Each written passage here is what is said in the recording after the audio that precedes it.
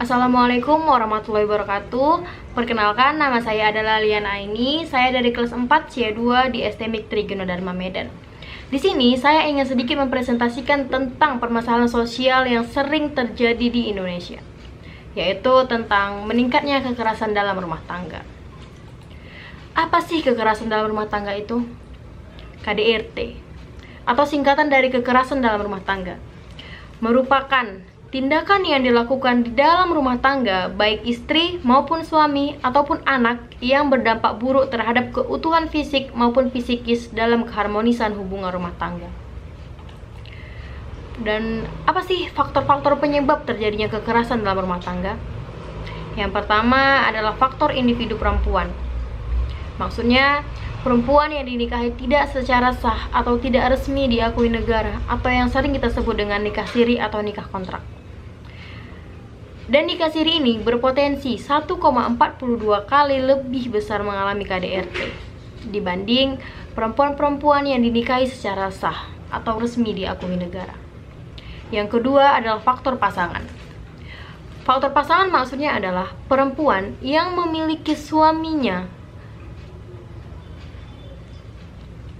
Yang kedua adalah faktor pasangan. Maksudnya adalah perempuan yang suaminya memiliki pasangan lain beresiko 1,34 kali lebih besar mengalami KDRT, atau yang biasa kita sebut dengan perselingkuhan. Yang ketiga adalah faktor ekonomi. Maksud dari faktor ekonomi adalah tingkat kesejahteraan ekonomi yang rendah rentan berpengaruh pada keharmonisan rumah tangga dan dapat memicu terjadinya KDRT. Yang berikutnya adalah faktor sosial budaya. Maksud dari faktor sosial budaya adalah perempuan yang sering dibayangi oleh rasa kekhawatiran ini memiliki risiko 1,68 kali lebih besar mengalami KDRT. Dan yang berikutnya adalah dampak tindak kekerasan dalam rumah tangga. Dampak psikologis adalah dampak yang paling nyata bagi korban-korban KDRT. Maksudnya yang pertama adalah seperti contohnya, tidak pernah tenang.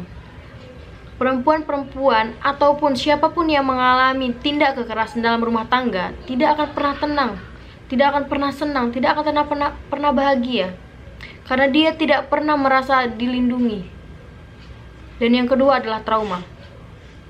Maksud dari trauma adalah dia memiliki daya ingat yang kuat tentang apa yang pernah dialaminya. Dan yang berikutnya adalah rasa sakit.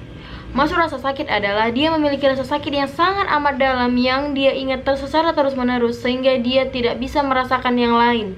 Dan yang terakhir adalah ketakutan.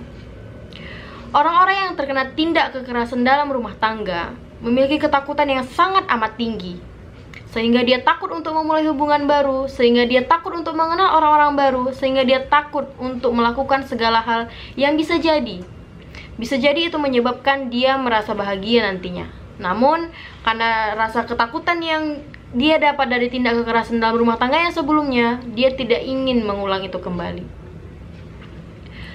Dan yang berikutnya adalah tindak pidana bagi pelaku kekerasan dalam rumah tangga.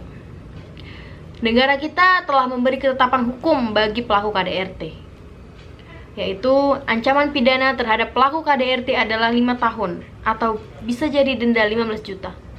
Pasal 44 ayat 1 Undang-Undang KDRT. Dan berikutnya, saya ingin menyampaikan kesimpulan dan pesannya. Kesimpulannya adalah tindak kekerasan dalam rumah tangga sangat tidak baik bagi setiap keluarga.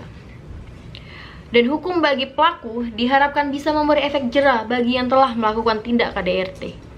Dan memberi efek peringatan bahwa negara kita sangat memperhatikan keharmonisan dalam rumah tangga. Dan berikut yang bisa saya sampaikan, saya Liana Aini, sekian dan terima kasih. Wassalamualaikum warahmatullahi wabarakatuh.